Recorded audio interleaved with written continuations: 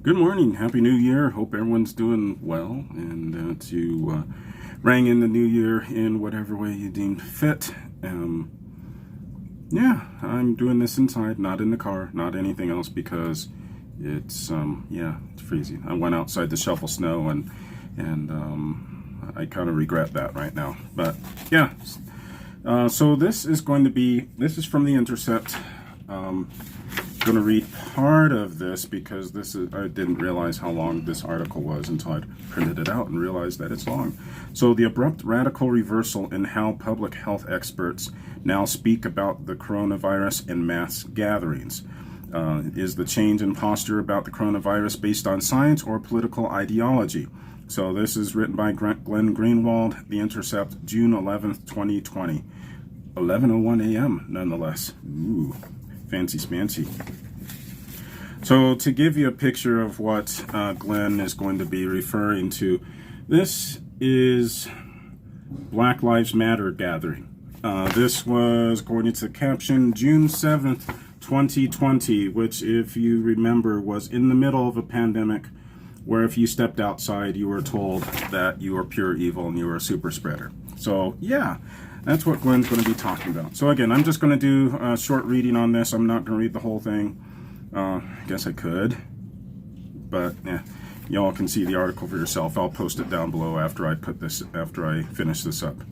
So remember the coronavirus? That was the pandemic which we were told by public health experts since February was so grave, the worst public health threat since the 1918 Spanish flu, that we could not go outside for any reason, even if it meant a collapse in the global economy, tens or hundreds of millions of people suffering from unemployment, the permanent shuttering of small businesses, sustained mental health damage, and the separation of people from their loved ones and communities, including barring them from visiting dying spouses and parents and children in the hospital or even attending an outdoor burial. So dogmatic was the dictate that we all stay at home that any attempt to question or even balance it by, for instance, arguing that the harms of the virus had to be weighed against the suffering from an economic shutdown and a global depression, was deemed immoral. Those who questioned state-mandated lockdown and stay-at-home orders, let alone left their homes to actually protest against them, were condemned as sociopaths who were willing to sacrifice the lives of old people for economic prosperity or the trivial troglodyte desire to go to Applebee's. Oftentimes, these protesting lockdowns were vilified as white nationalists, or at least driven by white racialist sentiments. Sometimes they were that, but often they were not. People who left their homes for any reason other than officially approved essential functions were, no matter how careful they were, publicly shamed if not fined and arrested. A lawyer became famous and celebrated for dressing up as the Grim Reaper to shame people for being even at deserted beaches in the sun with ample social distancing. One particularly creepy video from a police department in the United Kingdom used drone footage to castigate and denounce people who did things like walk on nature trails or go for family drives. In sum, all decent people, by definition, accepted and submitted to the imperative of self-isolating and staying at home. No harms from that isolation, whether economic, social, or ones implicating mental or physical health, justified opposing or even questioning that decree. Not just our own health, but the lives of others, the social good, concern over the well-being of nurses and doctors, and ongoing respect for science and medicine mandated that we acquiesce to this framework. Roughly 2 weeks ago, everything changed. Well, not everything. There's still no cure for COVID-19, nor any treatment, nor any vaccine against contracting the coronavirus. It is still just as lethal as it was in February and still as contagious.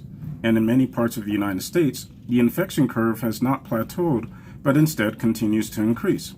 On Monday, the Los Angeles Times warned that in the last 2 days, Los Angeles County officials announced 81 new coronavirus-related deaths, and the highest total reported over a weekend in more than a month.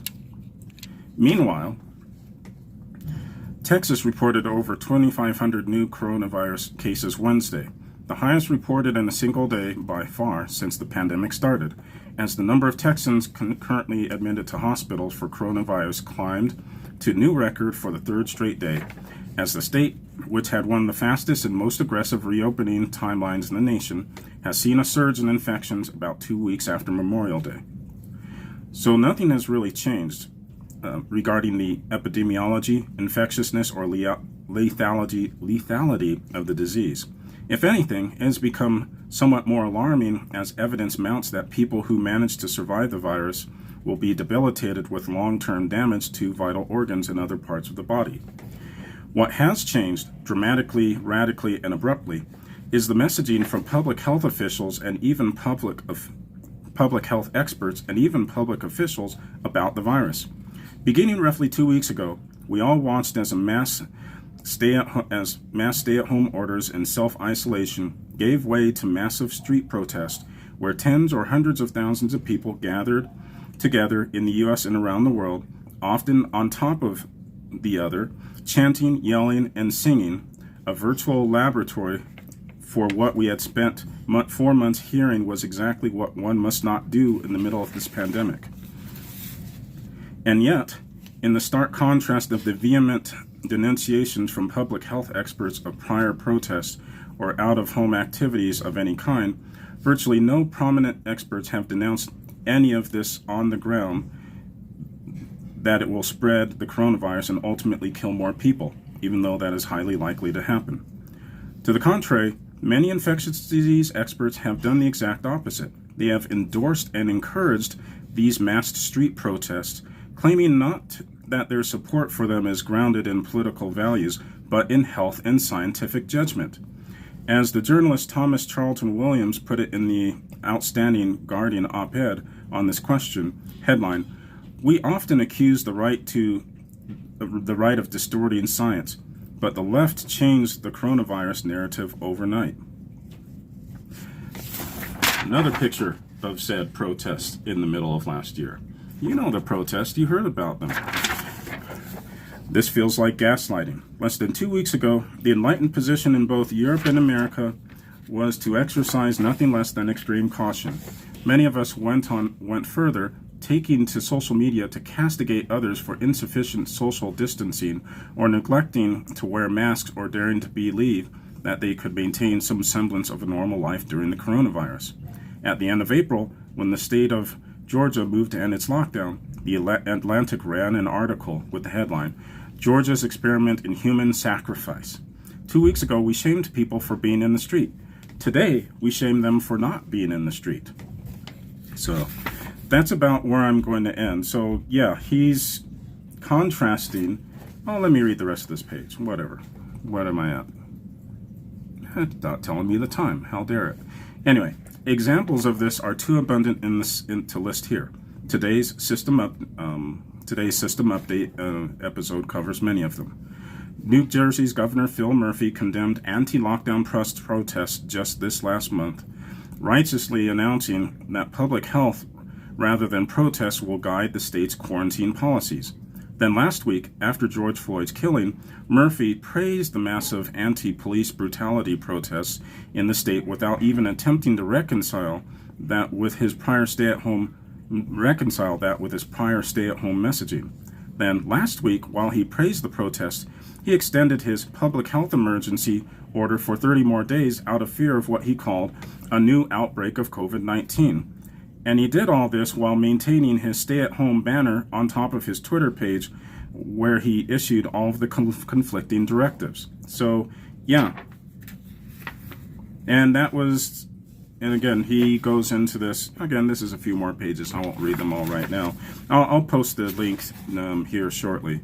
But yeah, he goes into, prior to the George Floyd protest, if you went outside, you were evil, you were a super spreader, you were going to spread COVID and kill all, and what was that thing from that one article where, Georgia's Experiment in Human Sacrifice.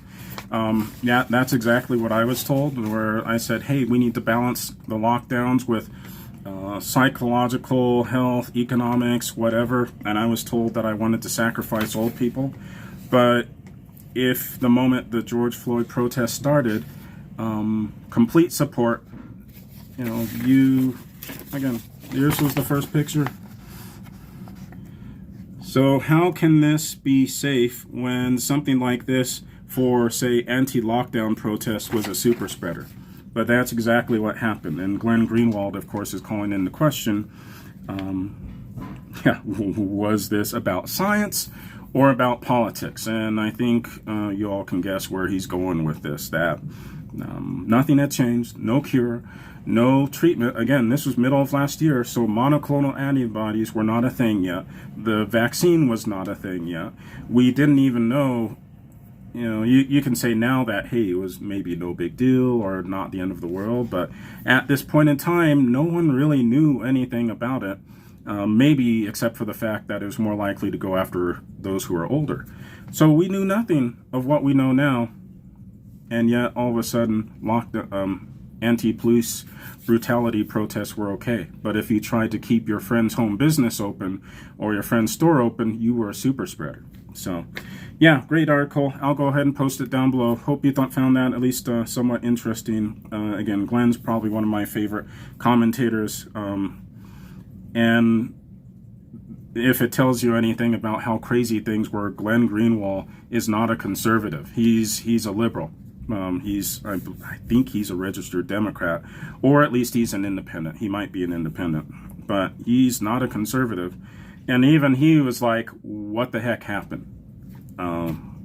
We went from, you'll die if you go out into the streets, to you are racist if you don't go out into the streets.